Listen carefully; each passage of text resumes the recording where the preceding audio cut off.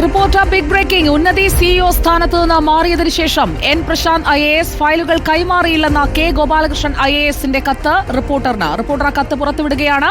Additional chief secretary ജയതിലകന് നൽകിയ കത്തിൽ നഷ്ടപ്പെട്ട ഫയലുകളെക്കുറിച്ച് പറയുന്നില്ല. സാമൂഹിക മാധ്യമ അക്കൌണ്ടുകളുടെ പാസ്വേഡും മറ്റ് ലോഗിൻ ഐഡിയും കൈമാറിയില്ല എന്ന് മാത്രമാണ് കത്തിലുള്ളത്. ഈ കത്തിന്റെ വിവരങ്ങളുമായി TV പ്രസാദ് നമുക്കൊപ്പം ചേരുന്നു. TV പ്രസാദ്, ഫയൽ മുക്കി എന്നുള്ള റിപ്പോർട്ടിൽ പലതും മുങ്ങിയിട്ടുണ്ടല്ലോ. ഫയൽ ഹാജരാക്കിയില്ല എന്ന ഈ കത്ത് പരിശോധിക്കുമ്പോൾ എന്തൊക്കെ കാര്യങ്ങൾക്കാണ് ഒരു വ്യക്തത വരുന്നത്?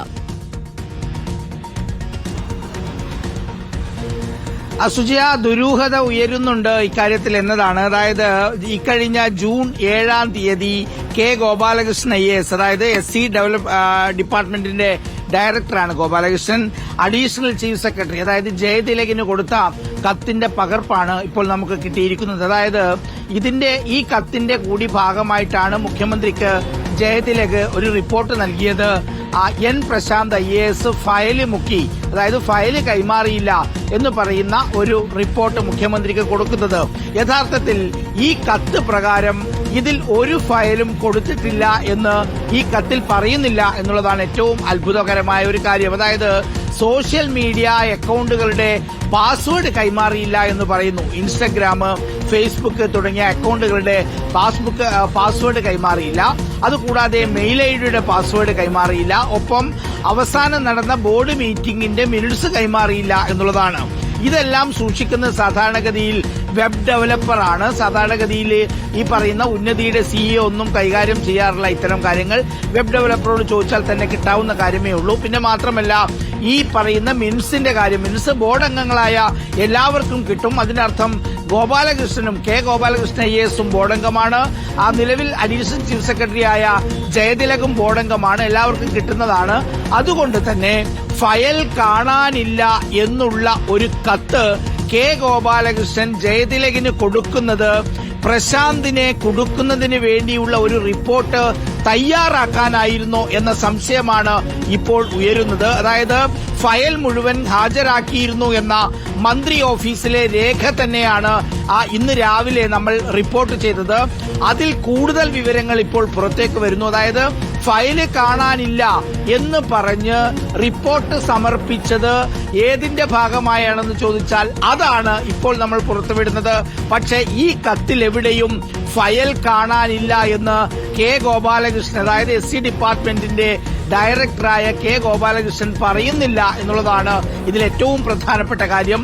പറയാത്ത കാര്യം, അതല്ലെങ്കിൽ ഇല്ലാത്ത കാര്യം, ഫയല് ഇല്ല എന്ന് കാണിച്ച്, കൈമാറിയില്ല എന്ന് കാണിച്ച് എൻ പ്രശാന്തിനെതിരെ എന്തിനാണ് ജയതിലക് മുഖ്യമന്ത്രിക്ക് റിപ്പോർട്ട് കൊടുത്തത് എന്നത് ഏറ്റവും പ്രധാനമാണ്. 2024 മെയ് 14-ാം തീയതി ഡേറ്റ് ഉണ്ട്. അതായത് 2024 മെയ് 14-ാം തീയതിയിൽ ഡേറ്റ് ചെയ്തിരിക്കുന്ന ലെറ്റർ അനുസരിച്ച് ഈ ഗോപാലകൃഷ്ണൻ അണ്ടർസൈൻ ചെയ്തിരിക്കുന്ന, ഒപ്പിട്ടിരിക്കുന്ന ഈ കത്തിൽ പറയുന്നത് ഇത് ജൂൺ 6-ാം തീയതി പുറത്തിറങ്ങിയ കൊടുത്ത കത്താണ്. അഡീഷണൽ ചീഫ് സെക്രട്ടറിക്ക് അദ്ദേഹം കൊടുത്ത കത്താണ്. SC ഡെവലപ്മെന്റ് ഡിപ്പാർട്ട്മെന്റ് ഡയറക്ടർ എന്ന നിലയിൽ കൊടുത്തിരിക്കുന്ന കത്തിൽ കൃത്യമായി തന്നെ പറയുന്നുണ്ട്, I had collected the files and records handed over to me from the additional chief secretary's office on 7/6/2024 at 4 PM.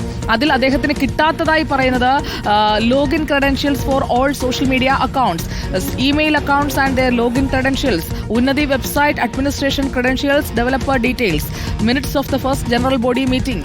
അപ്പോൾ ഇതിൽ ഈ 4 കാര്യങ്ങൾ കിട്ടിയിട്ടില്ല. 4 പോയിന്റ്സായി രേഖപ്പെടുത്തിയിരിക്കുന്ന കാര്യങ്ങളെയാണോ അദ്ദേഹം ഇനി കൈമാറിയിട്ടില്ല ഫയൽ എന്നുള്ള രീതിയിൽ അവതരിപ്പിച്ചിരിക്കുന്നത്?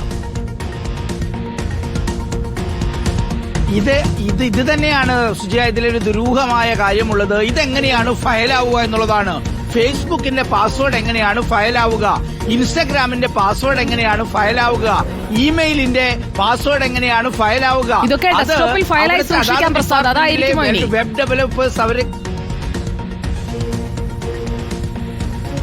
അല്ല, അതല്ല ഇതിന്റെ പ്രശ്നം. ഇതിന്റെ പ്രശ്നം എന്ന് പറയുന്നത് അങ്ങനെ ഫയൽ കൈമാറിയിട്ടില്ല എന്ന് വരുത്തി തീർക്കാനുള്ള ഒരു ശ്രമമുണ്ടായി എന്നുള്ളതാണ് ഇതിൽ ഏറ്റവും പ്രധാനപ്പെട്ട കാര്യം.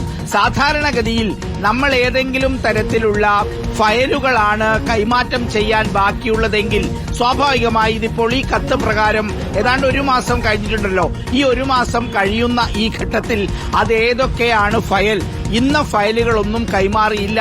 ഏതെങ്കിലും ഒരു ഉന്നതിയിലെ തന്നെ ഏതെങ്കിലും പദ്ധതിയുമായി ബന്ധപ്പെട്ടോ, പണം കൈമാറിയതുമായി ബന്ധപ്പെട്ടോ, വേറെ ഏതെങ്കിലും നിർമ്മാണ പ്രവർത്തനവുമായി ബന്ധപ്പെട്ടോ അത്തരം ഒരു ഫയലിനെ കുറിച്ചും ഇതിൽ പറയാതെയാണ്. ഇത്ര സിമ്പിളായ കാര്യം മാത്രമല്ല, ബോർഡ് മീറ്റിംഗിന്റെ മിനിറ്റ്സ് കൈമാറിയില്ല എന്ന് പറയുന്നതിൽ തന്നെ വ്യക്തമായി കാര്യങ്ങൾ മനസ്സിലാക്കാം. അതായത് ഏതൊരു ബോർഡ് അംഗങ്ങൾക്കും ആക്സസ് ഉള്ളതാണ് ബോർഡിന്റെ മിനിറ്റ്സ് എന്ന് പറയുന്നത്. അതുപോലും കൈമാറിയില്ല എന്ന് പറയുന്നതിനർത്ഥം സുജിയ വളരെ വ്യക്തമാണ്. എൻ പ്രശാന്തിനെ കുടുക്കുന്നതിന് വേണ്ടി എന്തോ ഒരു ഗൂഢാലോചന നടന്നിട്ടുണ്ട് എന്നുള്ളത് വ്യക്തമാണ് എന്നാണ് ഈ കത്തിൽ നിന്ന് എനിക്ക് മനസ്സിലാകുന്നത്. അതായത് ഈ അജണ്ട ഐറ്റംസ്, അതായത് several documents mention therein are not available which are detailed in annexure 2 and 3.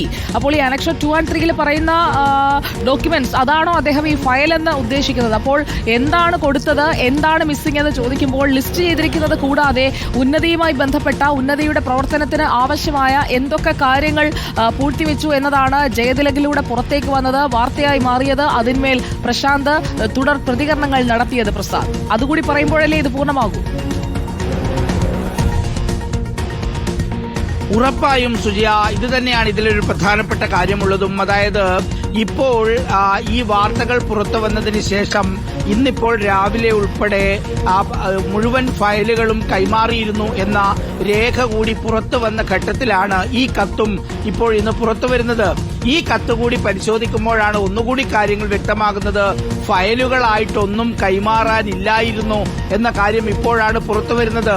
ഒരു പക്ഷേ ഇങ്ങനെ ഉള്ള കത്തുകൾ പുറത്തു വരില്ലായിരുന്നു എന്ന് കരുതിയിട്ടുണ്ടാകുമോ എന്നുള്ളതാണ് ഉയരുന്ന ഏറ്റവും പ്രധാനപ്പെട്ട ചോദ്യം. അതായത് കാണാതായ ഫയലുകൾ അല്ലെങ്കിൽ കൈമാറാത്ത ഫയലുകൾ, അതല്ലാതെ മുക്കിയ ഫയലുകൾ, അത് ഏതാണ് എന്നുള്ളതാണ് ഇതിലേറ്റവും പ്രധാനപ്പെട്ട ചോദ്യം. അങ്ങനെ അതായത് നേരത്തെ ജയതിലകുമായി പ്രശ്നമുണ്ടായിരുന്നു, അതുപോലെ ഗോപാലകൃഷ്ണനുമായി പ്രശ്നമുണ്ടായിരുന്നു. അത് സർവീസ് മാറ്ററുമായി ബന്ധപ്പെട്ട ചില പിണക്കങ്ങളും പ്രശ്നങ്ങളും ഒക്കെ ആയിരുന്നു. അതിന്റെ ഭാഗമായിട്ടായിരുന്നു സുജിയ ആ സിഇഒ സ്ഥാനത്ത് നിന്ന് മാറുമ്പോൾ ജയതിലകിനെ ഫയൽ ഏൽപ്പിക്കാതെ മന്ത്രിയെ ഏൽപ്പിച്ചത്. അങ്ങനെ മന്ത്രിയെ ഏൽപ്പിക്കുന്നിടത്താണ് ഈ പ്രശ്നങ്ങളുടെ മറ്റൊരു തുടക്കം. അതുകൊണ്ടാണ് മുഴുവൻ ഫയലുകളും കൈമാറിയിട്ടില്ല എന്ന് വരുത്തി തീർക്കാനുള്ള ഒരു വലിയ ശ്രമം ഉണ്ടാകുന്നത്. അതിന് അന്നത്തെ ഡയറക്ടറായി പിന്നീട് വന്ന ഗോപാലകൃഷ്ണനും ജയതിലകും തമ്മിൽ ഒരു ആലോചന നടത്തിയിട്ടുണ്ടോ എന്ന സംശയമാണ് ഇതിലൂടെ വെളിവാകുന്നത്. ഓക്കെ, കൂടുതൽ വിവരങ്ങൾ ശേഖരിക്കൂ. TV പ്രസാദ്, ലോഗിൻ ID, അതുപോലെ തന്നെ പ്രൊഫൈൽ ഡീറ്റെയിൽസ്, അതിനെയൊക്കെയാണോ ഫയൽ എന്ന് പറയുന്നത് സർ? ആ ചോദ്യം ഇവിടെ നിൽക്കുകയാണല്ലോ. എൻ പ്രശാന്ത് ആ ചോദ്യം ചോദിച്ചുകൊണ്ടേയിരിക്കും. TV പ്രസാദ്, കൂടുതൽ വിവരങ്ങൾക്കായി വീണ്ടും എത്താം പ്രസാദിലേക്ക്.